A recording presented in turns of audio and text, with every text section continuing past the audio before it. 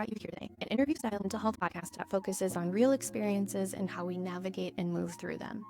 The guests on this show provide personal and professional insight at times and come from all walks of life. Not all of the guests work in the mental health field, and they've all chosen to be brave and vulnerable while sharing parts of their story with you. Please keep your own mental health and well-being in mind while listening. The topics in this episode are sensitive. If you experience any distress while listening, please pause and return at a later time.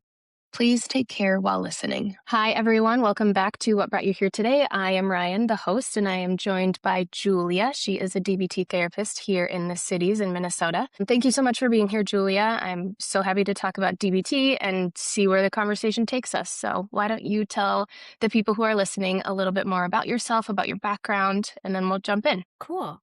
Awesome. Thanks, Ryan. I'm delighted. I got your email about like, hey, would you be interested? And I was like, oh, would I? So Yes. cool. I'm very thankful to be here. Yeah, so my journey's kind of funny to becoming just a therapist in general. I have a bachelor's degree in marketing. I went to the University of Minnesota, and I have a bachelor's degree in marketing. I jumped majors so much. I did not know what I wanted to do. Obviously, it took me a while to figure it out. So I had a marketing job for like 5 to 6, 7 years. And during the pandemic, I was kind of like, my own mental health was kind of like knocking at the door. I know for a lot of us it was. And it was like, what are you doing with your life? Like, what are your values? What gives you purpose? What ignites your inspiration, right?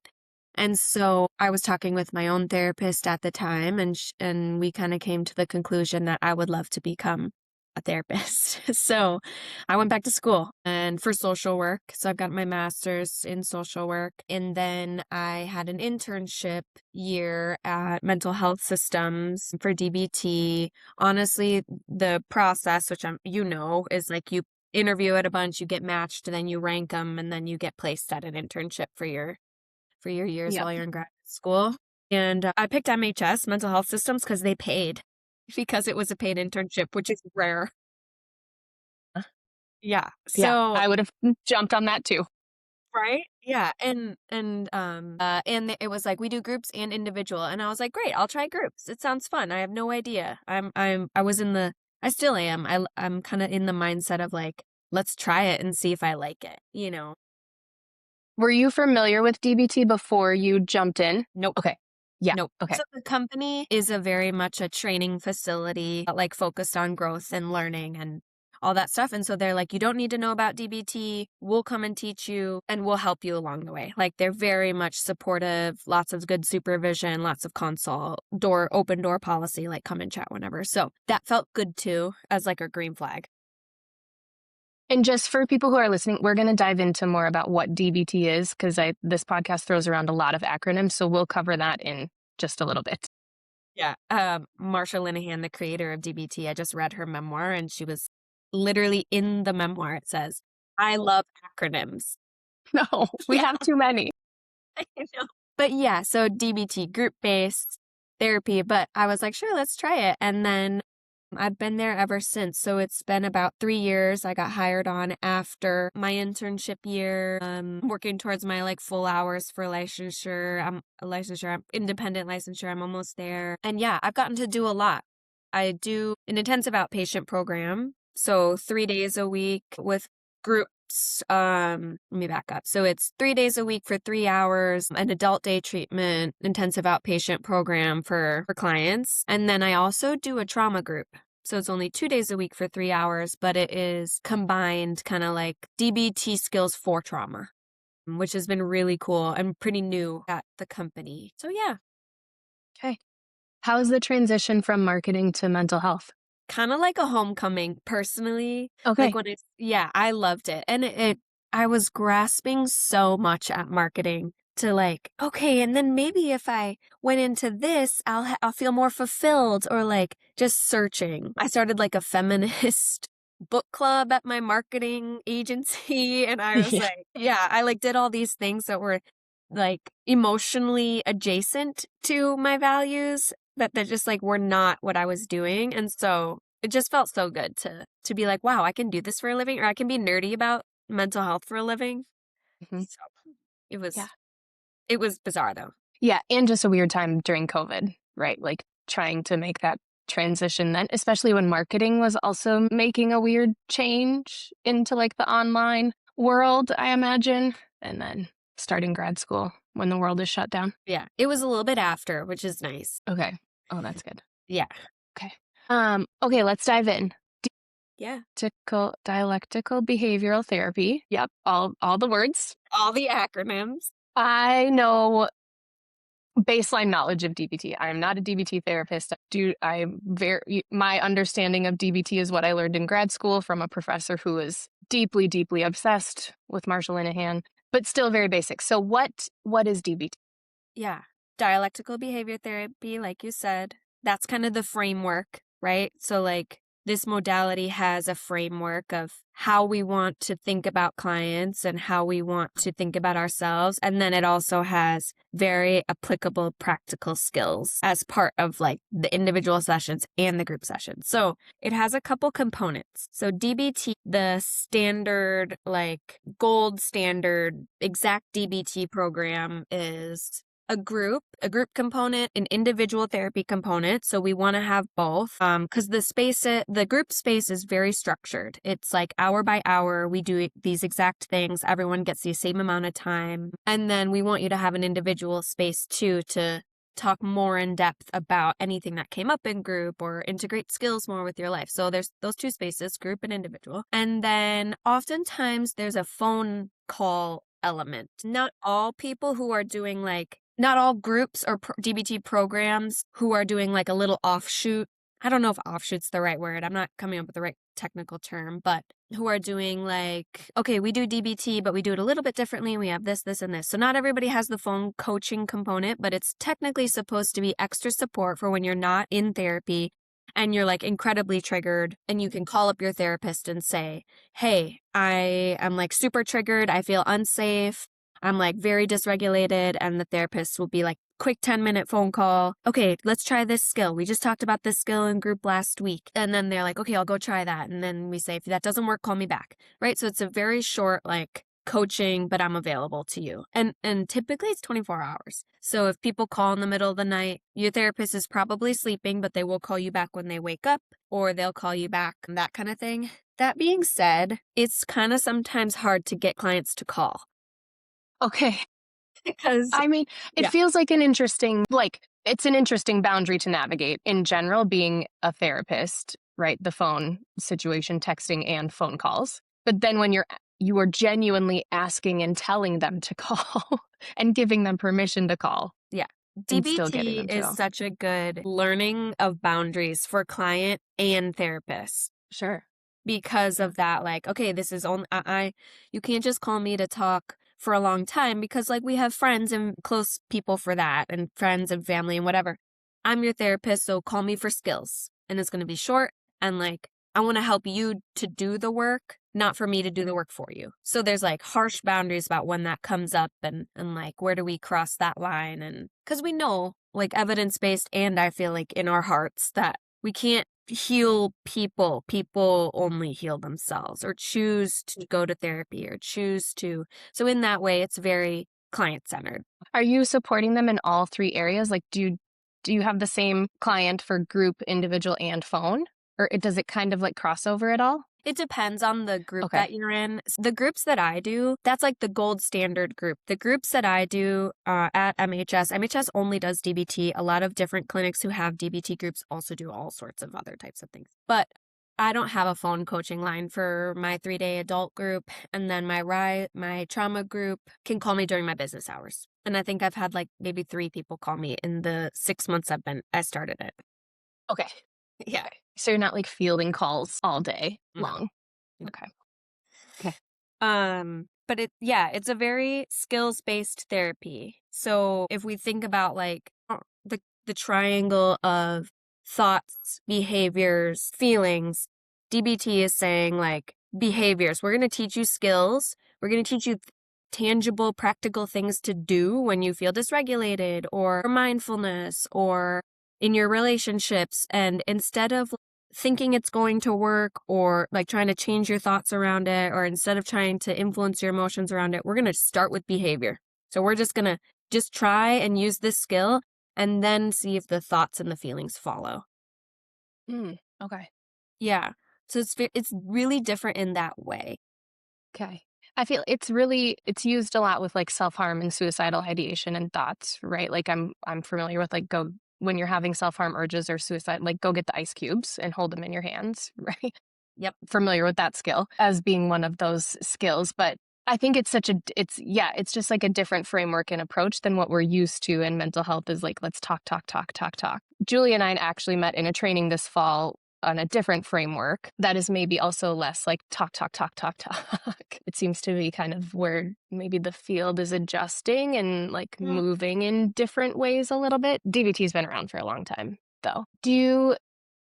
Are there a lot of people who come into DBT like this is their first experience with therapy, or is it like we've tried to talk it out and it's just not doing it? Yeah. So since it was initially developed for suicidality, and people who are just like maybe self-harming or like approaching suicidality, right? Like, and I have like a whole opinion on that too, of like suicidality is just the message our body is telling us that we can't keep doing what we're doing, right? Like, yeah.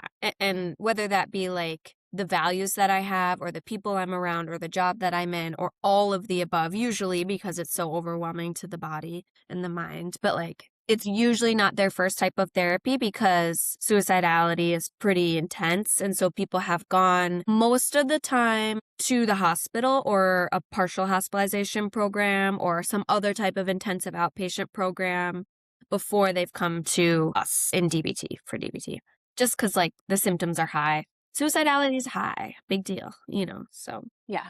It's a big safety component to it as well. In the individual sessions, is it still a lot of skills teaching too? It depends. So the groups are structured. Skill teaching is first hour or skill teaching for 1 hour, diary card for another hour, which is basically a part of every DBT program, but it is like a journal for symptoms. It's like a symptom tracker. We rate like 0 out of 10. What's your anger, depression, anxiety today?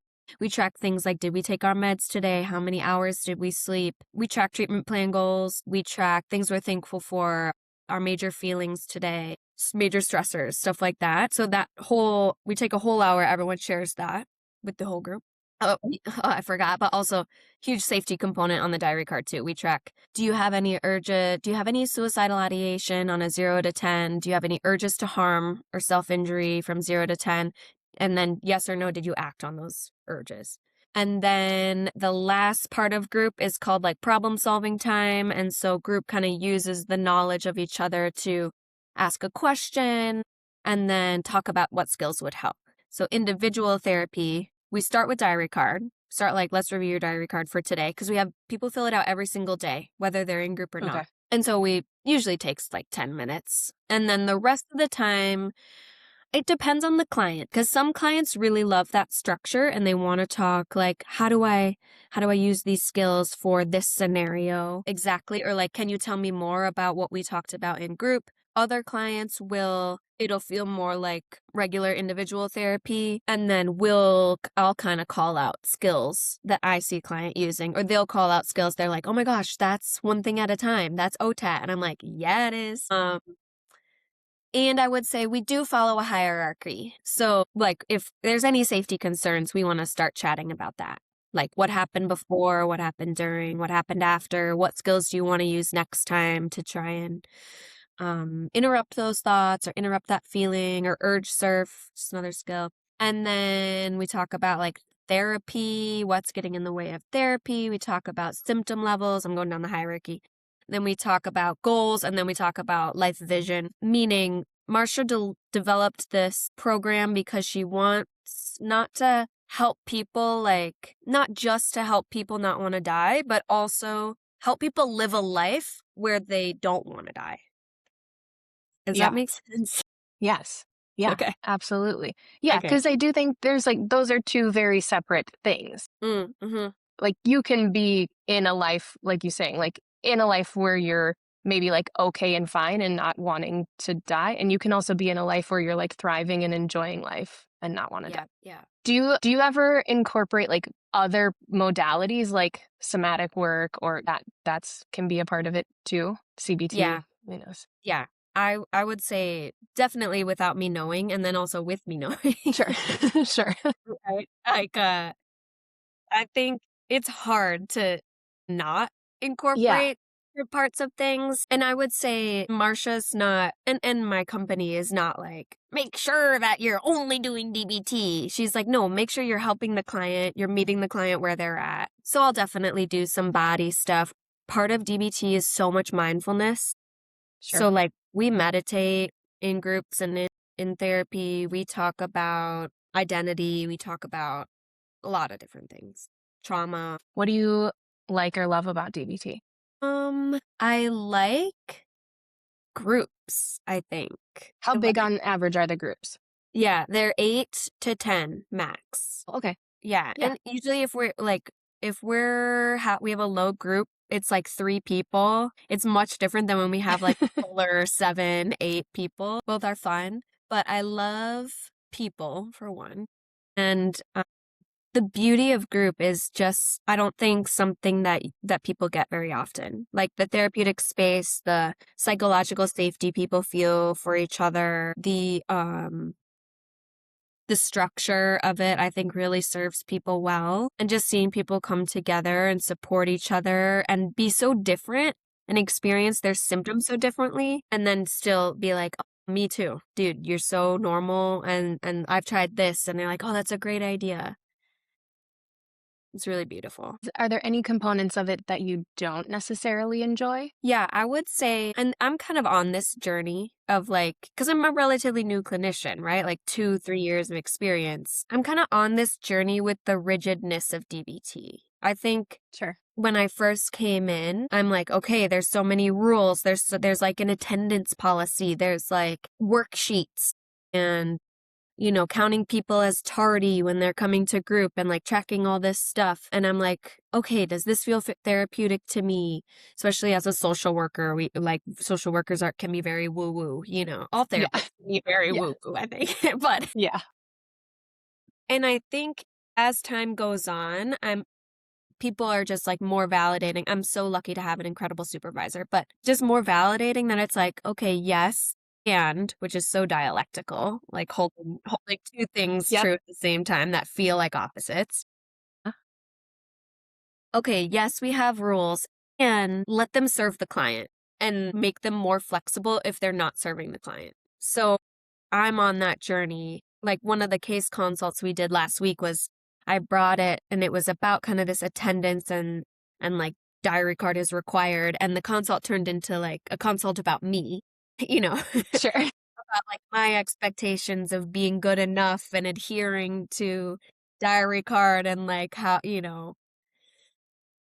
So there's parts of it that I think feel rigid, but then I need to remind myself that I'm like, no, yes, it is. It's a rule, but don't throw it out, but like morph it to help the client. It should never be used as like an ultimatum or an all or nothing or to kick someone out or that kind of thing. And I think some DBT therapists have used it that way. Sure. Yeah. I mean, I could see like it's very manualized. It's very structured. It's rigid for a reason. The model does work. And if you're not going to follow the model, I could see how that would be an easy way to not force people out. That's not the right way, but kind of feels like it sometimes though. Yeah. Yeah. Well, and I think that's the thing with my journey with manualized therapies too, is like, okay, here's the manual. And Marsha says at the beginning, don't follow this perfectly. You're the expert. You make it adapt to the clients. And then I'm like, okay, well, what do I do now? What if the situation comes up and the manual says to do this, but you told me to make it fit the client? And then I go to my supervisor and I'm like, what do I do? Do you feel like it takes away from your ability to like show up how you want sometimes as a therapist or social worker? Does it impede on like the social justice piece or like let's just show up and be like fully human here? Which I think is like my judgment is like, well, duh, rules are limiting, But then when I do it actually in practice, it never happens that way. It never is like inauthentic. Because I think Marsha is also like, this therapy, you have to show up. You have to have your personality in the therapy or else it won't work. I could see that. That makes sense. It's already rigid enough if you were to show up as a robot or rigid yourself. Yeah. I'm curious, like, how you've seen, because we also haven't seen each other since December. So, like, Yeah. before the world went to shit, and before our city kind of fell apart with everything going on. Yeah. And this will come out in a couple months. So we're recording like mid-February, as some of this federal agent stuff here has not quite gone completely away. But how have you, like with DBT particularly, like in the past couple of months, have you found yourself like having to shift a lot of things, or does the model still like keep the conversation structured? Does that make sense? Yeah. I feel like the model is great because whatever happens in people's lives, it adapts. So like a lot of our conversations have been about emotion regulation, which is a core Sure. module in DBT, and burnout, and how do I stick to my values while still not burning out and still showing up for my community. A lot of radical acceptance around what's happening, and let's keep putting work in, right? Because like we teach radical acceptance is not just like submitting to what's happening. It's like, okay, this is where we're going to start. Radical acceptance, like, hey, this is the reality of my jumping off point, and what do I want to do now? And so much talk about burnout and guilt and like skills to use for taking care of ourselves first and then being active in our community, or what emotions are coming up, what particular things are triggering us that we can then use emotion regulation skills for. How do we remain in our wise mind to make decisions about what's happening in our community or what conversations we want to be having? Yeah. I'm curious also too, like with the model that we learned, the anchored model that we learned this fall, I personally am still having a hard time conceptualizing it. So glad my like consult group is starting soon. Yeah. But I think too, just like these last couple of months have like shaken everyone up so much that people are like, the burnout is real, but also people are maybe like trying to navigate being a therapist too, when like you're constantly just like talking about this and about the incidents and about how terrible it is here. Yeah. And the distress and the stress and the trauma that we're all experiencing on some level. Like, are you bringing some of those pieces into of like, how do we stay in our resource body, which is already maybe part of DBT, but like, are those conversations changing for you also? I would say yes. A lot of that model, that anchor relational trauma model that we learned, is like a lot of neurology and brain stuff. And so I've totally integrated that into DBT skills. Like, and it's like almost the same thing with different language. And without Sure. like all the brain stuff. And so now I have all the brain and neurology explanation to back it up. But we talk about being in emotion mind or being in reason mind. And the combination of both of those things is wise mind. And so that feels like my most resourced self. And so like talking about that with clients and like validating like, yeah, this is derailing me. That's maybe my emotion minded decision. Like I need to do more. I need to get stuff done, or like I'm feeling so overwhelmed. I'm so angry. And we like validate that that's real. And here's the neurology, like when you are triggered, the blood flow in your brain and blah, blah, blah, blah, blah. And so I've used that a lot. I think the dignity and competency of client piece from our training, I'd say helps me to be a better DBT therapist. Because like when I do feel any conflict between like, oh, I'm not doing my job as sticking to the manual, right? Then I can be like, wait, it's more important, and Marsha would agree, and my company would agree, it's more important to see a client in their dignity than it is for me to like push a harsh rule or ultimatum from the manual. So I think I feel better about it. I'm hoping my clients feel better about it. Yeah. Yeah. Yeah. I think it's just a way, to respect them also as a human being, and that, they are people too who are experiencing the same, we're all humans in this world together. And it's been really hard here the past couple of months. So, I guess as a newer, like as for you as a newer clinician and kind of jumping headfirst into DBT, like, is this somewhere you see yourself long term? I know you mentioned you're still working towards licensure, which is a journey in itself. But yeah, like yeah, I just am curious where you see yourself going. Yeah. I'm in my early 30s, so I've got time. I think not forever. DBT is not forever for me. I actually was in grad school wanting to be a sex therapist. I stuck with this cuz I ended up really loving it and getting hired on, and I was like, let me just have some stability and consistency in my job, and they're a learning facility, so it's really helpful to be a new clinician. I love my supervisor, my coworkers. So this is kind of where I landed after grad school. I would say I'm going to stick with it for a while. I don't know if a while means 2 more years or 6 more years or 10 more years, but that's what I would probably cap it at. And then I don't know if I want to quit groups or continue to do groups, or I think I'm leaning right now more towards like sexual trauma. So it's really cool that like the company I'm working for is kind of leaning a lot into like DBT for trauma. I'm learning so much, which is really cool. Yeah, that's all I have so far. Yeah, I mean, it's a good place to start, right? Yeah. I feel like so many of us come into this field like thinking we know what we want to do, but then once we're in it and doing it and like being impacted by the work, it can change so easily, right? Or make you kind of like double down on this is the path that I'm going into. But it's so exciting to like get closer and closer to having your full license Oh, I know. I know. and being able to like kind of have more freedom, not not that you don't have autonomy, but like being supervised and going to supervision and like having group supervision and all of these components to becoming a therapist take a lot of like time and energy and effort. Yeah. Yeah. And then to get some of that back it's nice. Yeah, and I'll get paid more, which is Yes. my Yes. biggest. There's that. Yeah, yeah. I'm like, woo! I took a $20,000 pay cut Yeah. and I have a master's degree. So, like, Right. what happened here? Mental health. Excuse me, capitalism. I don't like this. Right. Yeah. Yeah. Yeah. We could go on a whole tangent Oh, yeah, I like. about that and insurance companies and Yeah, everything happening with all of that because yeah, it's a racket in my opinion. yeah, We got to do it for, I guess, accessibility and, just to make sure people get services, I think. yeah. Makes me roll my eyes. It makes me so mad. I bring so much anti-capitalist into my therapy. Good. Good. I'm like, we need to slow down. We are not worth profit. Like, everyone, Right. take a deep breath with me. I am worth rest. It's great.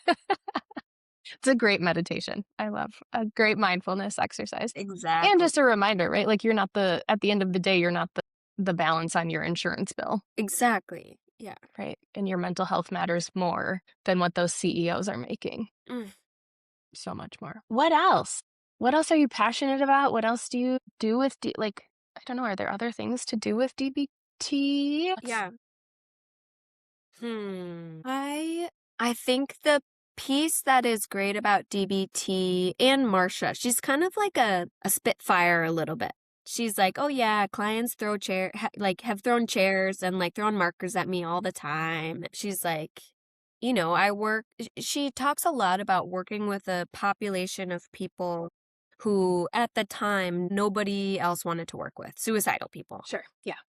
And I think nowadays DBT is like helpful for people who aren't just suicidal, like just have a lot of depression symptoms or trauma symptoms or dysregulation. I think it still helps because it's so skills based. It's like so present moment, so current moment based that it's like, okay, it's going to help my present moment. Mm-hmm. But I think like working with people who are at that like burnout point or like at this level of care, this like intensive outpatient is such an honor, I would say. And I know that that's like a personal opinion of mine, but I just like, I think most therapists that I work with see that. Or like you have to have that element to be a DBT therapist because we talk about suicide. We ask everybody in group, are you suicidal today? Mm-hmm. And it takes like some guts as a therapist, I think, to like, okay, ask about, did you cut yourself today? How deep? How long? Right? Like we ask those things. And just to like sit with someone and have someone trust you enough to share that with you, I think is intense for one, but like just as much intensely beautiful as like, wow, we are connecting on a level of humanity that a lot of people just don't get. And I think like that's therapy too. Yeah. I mean, I think it is truly an honor to hold space for people and their stories and experiences and just having people trust you with Yeah. And is incredible.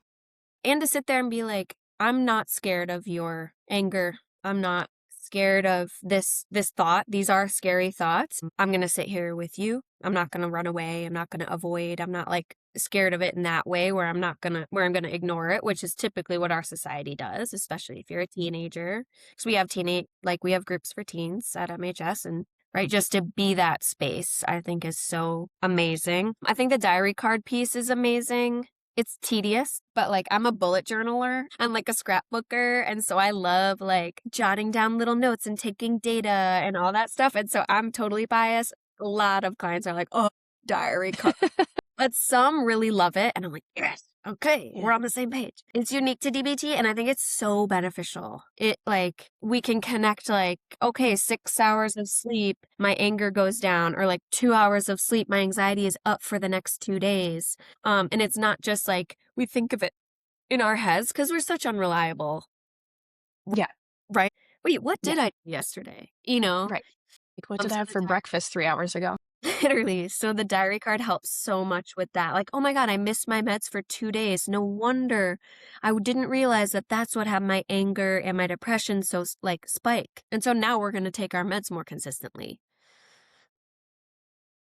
Oh my God. Is this what this diary card actually looks like? I'm just looking at I just pulled up an image. The days of the week. Yeah. All the rating scales. Yeah.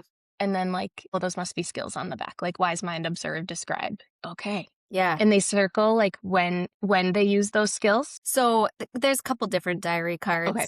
They should all contain like suicidal ideation, self-injury, Okay. symptoms, and then the rest I think people add or change. I don't know, Sure. honestly, what Marsha's original diary card looked like, but Also, I had no idea she's almost 83 yeah.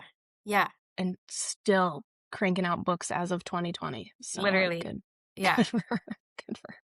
She's, How do you take care of yourself? great question. Being a therapist is a lot. Yeah. And doing this work is a lot. Like, how do you take care of yourself? I just got a Switch. A Nice. Nintendo Switch. Nice. Yeah. Like, welcome to your 30s. Woo! I'm so excited. It has like these cute little Joy-Cons that are like little galaxy light up. And I was like, no, I want this one. My Joy-Cons are so cute. I want like a cute carrying case. So I've been playing a lot of Pokemon. I try to meditate every day, like as my own meditative practice. I honestly think it's changed my life. Are you a sit in silence meditator? What does your meditation look like? I have before, but it's usually guided. So like I'd pay for an app. Yeah. And I'll try to do a different one every day, whether it's about like emotions or, you know, sensations in the body or just like a topic. And then I read a lot. So yeah, whether it's like smutty romance or like therapy book like Marsha's memoir. So I feel like those things really keep me grounded. I try to keep a balance. I try to keep a balance of like people and solo activities and not doing anything. I try to rest a lot more. I try to rest so much. I think like I'm one of those like rest is radical, rest is resistance against capitalism. Like, what's your favorite meditation app? Which one do you use? I use Deepak Chopra's meditation app. He's like this pop culture monk. Yeah. It's called No, it's not Insight Timer. It's not Insight. No. No, because I know that's a good one. It's called Inner Now. That sounds so serious. I know. It's gone through like 4 name changes in the past 2 years. Of course it has. I know. So, of course it has. I love it. Okay. Good to know. I'm just going to link a few things in the show notes for people who are listening if they want to check it out. Okay, besides Marsha's memoir, what's like top 3 books? It doesn't matter. Or therapy books. Doesn't matter. Just top 3. Okay, I have 2. I have Storygraph. It's like the Goodreads, but not Goodreads, different one. Yeah. And the 2 that I have up there, and then I'll add one, but My favorite artist of all time is called Marina Abramovich. She's like this performance artist, but she does some crazy things like to protest a war. She sat in a museum on a top of like bloody cow bones in a pure white dress, and she just cleaned the blood off the bones. Yeah. So it's like wild. Her memoir is like my top favorite book. And then Circe by Madeline Miller is like my next top favorite book. I'm obsessed. I love Madeline Miller. I wish she would write another book, but she takes like 10 years to write a book because she does all this research and she does it right, and it's so good. Just like the way she writes, it's like a retelling of this goddess witch from like a feminist perspective. Oh, it's so good. Okay. The audiobook is great too. Noted. And then I'd say Your Grandmother's Hands. I like from a nonfiction therapy standpoint, Your Grandmother's Hands is really, really good. It's somebody from Minnesota. I don't know how to pronounce the author's name. It's like Resma Menaken. That sounds close. I know I'm saying it incorrectly, which is bad. It's just profound, and it's like such good wisdom that I think like white people are like, oh, this is so new, but it's not. It's new for like white supremacist culture. Yeah. And it's just about like regulation, trauma, mindfulness, like humanity. I think it's really good. I feel like this book had, because it was published a long time, 10 years ago almost. Yeah, 2017. But like had a resurgence in the last couple of years. Yeah. Maybe particularly here, like since George Floyd. Maybe, yeah. But seems to have like gotten a lot more, I don't know, it seems to just be popping up in more places than I think I remember seeing like before. But yeah, he's like kind of a big deal around here. He's got a pretty good career in Minneapolis. I'll link that book as well and the other two just for in case people want to check it out. And just see. Okay, any final thoughts or anything else that you want listeners, people who might be listening, you know, more than therapists listens, anything you want people to know as we get to the end here? No, thank you. I don't know. I think like therapy is great. Everyone should be in therapy. Yes, yeah. At some point or another, right? Like it's a really, I think like even if you don't have or aren't ready to process a lot of deep things, like the process and experience of therapy can still change your life in a good way. Yeah. Oh, yeah. And so, like, try to find a safe person who you can talk to and share things with. Yeah. Yeah. And just find a supportive space. And who knows, you might even find more community within it, too. So, okay. Thank you so much for this. I appreciate it. Yeah. Thank you so much, Ryan, for having me. Thank you for listening. I hope you enjoyed today's episode. If you want to learn more or follow either of us on social media, you can find more information in the show notes. Thanks for your support and listening, and I hope you have a wonderful day.